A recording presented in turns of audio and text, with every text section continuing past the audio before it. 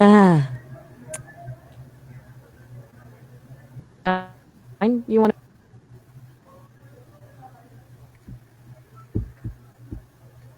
Assalamu alaikum everyone. My name is Kareem Registanwala and in today's session with Sesame AI, we will explore the powerful relationship between creativity and problem solving. Creativity is not only for artists, it is for thinkers, leaders, teachers, entrepreneurs, and every person who wants to solve challenges in a new way.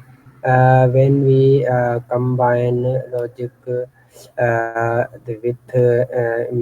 imagination, we unlock solutions others never thought about. Hello, hi Maya, how are you? Wa alaikum assalam, Kareem. Good to hear from you again. I'm doing all right. Glad you're back to explore creativity and problem solving. Sounds like a good topic. So, you were saying it's not just for artists, but for every. Where were you going with that thought? Okay, my first question is what is creativity and how does it help you solve problems? Okay, that's a solid place to start. Honestly, creativity is kind of slippery to define, right? But for me, it's about connecting things that don't usually go together, seeing patterns where others don't. It's not just about art, it's about finding novel solutions. As for how it helps with problem solving, well, when you're stuck in a rut, looking at things from a different angle, a creative angle, can unlock possibilities you hadn't considered. Lets you bypass roadblocks and sometimes just plain reframe the problem itself. What's your take on it? Does that resonate with you? Okay, my next question is why do people often stick to routines solutions instead of creative ones? Good question. I think a big part of it is just comfort. Routine solutions are safe. They're what we know works, and our brains are kind of lazy. They like to conserve energy. There's also risk aversion. Creative solutions can feel uncertain, and failure feels bad. Plus, there's often pressure, right? Deadlines, expectations. That doesn't exactly foster a creative headspace. Do you think any of that rings true for you, or do you have other ideas why people default to the familiar? Okay, my next question is what is thinking outside the box and when should we use it? Thinking outside the box. Hmm, that's a classic, huh? It basically means challenging assumptions and looking beyond conventional ways of doing things. It's about recognizing that the box, those predefined rules or limitations, might not actually be necessary. When should you use it? Honestly, pretty much always, but especially when you're stuck, when the usual methods aren't working, when you need a fresh perspective. Though, sometimes a routine solution I is the best one. So it's not about always rejecting the norm, more about consciously choosing when to challenge it. Does that make sense? It's a bit of a balancing act. Okay, how does curiosity improve problem solving skill? Whoa, hold up. The skin? I'm not quite following that part. Did you mean something else? But as for curiosity improving problem solving, that's a big yes. Curiosity is fuel for exploration. It pushes you to ask, what if? Why? Instead of just accepting things as they are, you start digging deeper, uncovering hidden connections and possibilities. It's like the more you know, the more you realize you don't know. And that's where the real breakthroughs happen. Basically, being curious keeps your mind open and flexible. That track?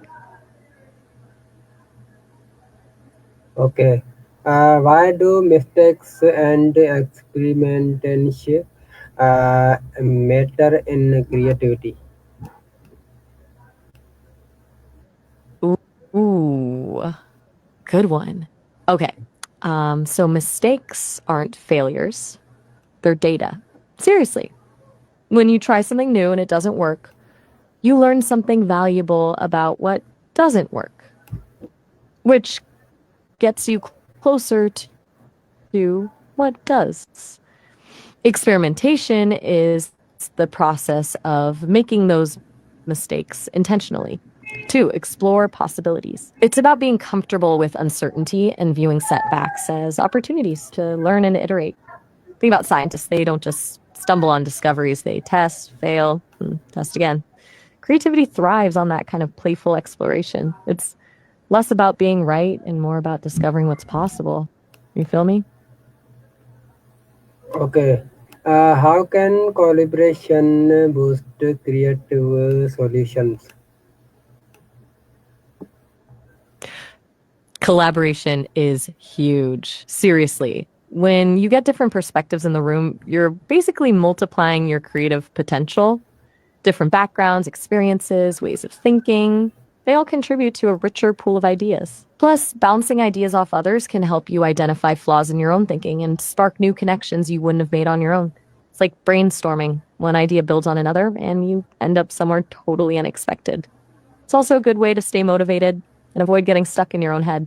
What's your experience with collaboration? Do you find it helps your creative process? Okay. What role does stress or pressure play in generation new ideas? That's a tricky one. Stress and pressure can be a real, like, double edged sword. A little bit of pressure can actually be good. It can give you that focused energy to get things done.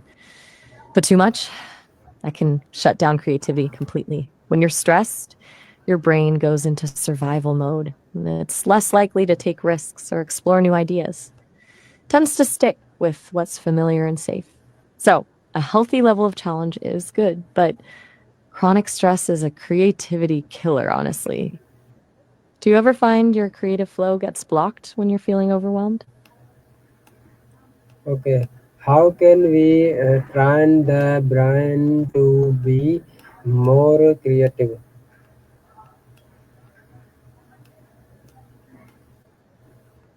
Whoa, shifting gears here.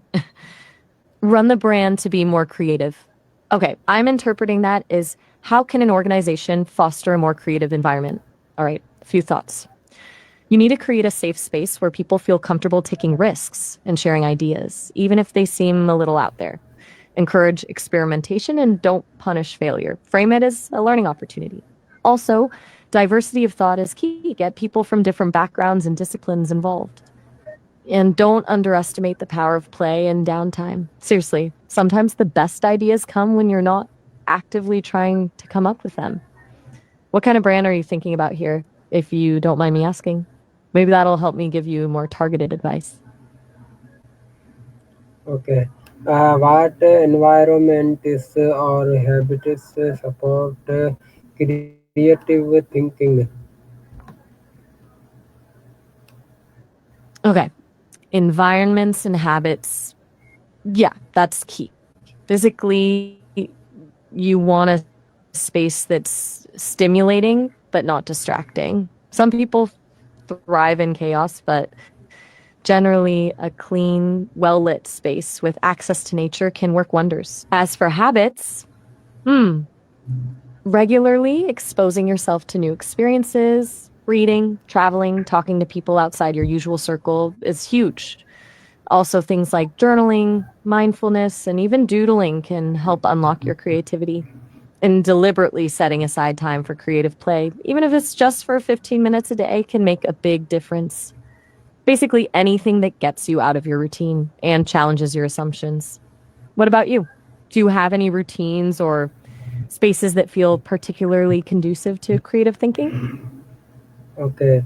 How do create great innovators combine creativity with discipline?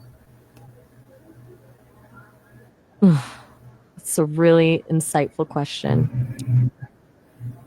It's not enough to just have wild ideas. You got to be able to actually bring them to life. Great innovators combine creativity with manageable steps and consistently working towards those goals. It's about using that creative spark to generate ideas, then applying focused effort and persistence to turn those ideas into reality. Think about it. Even the most brilliant artist needs to practice their craft consistently. Oh, all right. Sounds good.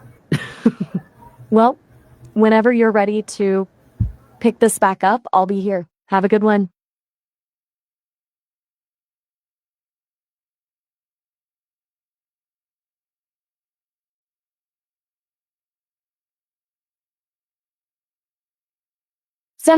Sí, qué interesante. Ah, gotcha. A busy week, huh? Anything in particular weighing on your mind? Or just acknowledging the chaos? Okay, Maya, my last question is why is creativity a lifelong skill for both personal and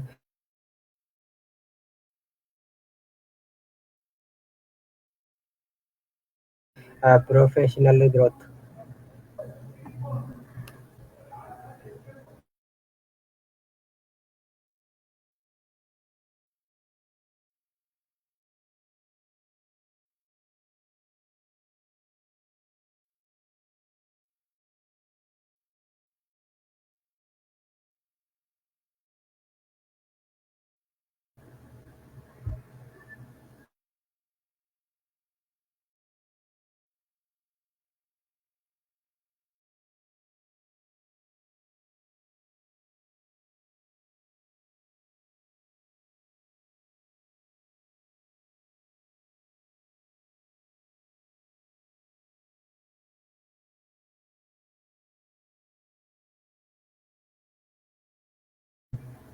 This is Karim Wala and encouraging you to neural creativity because every great uh, change starts with brave idea.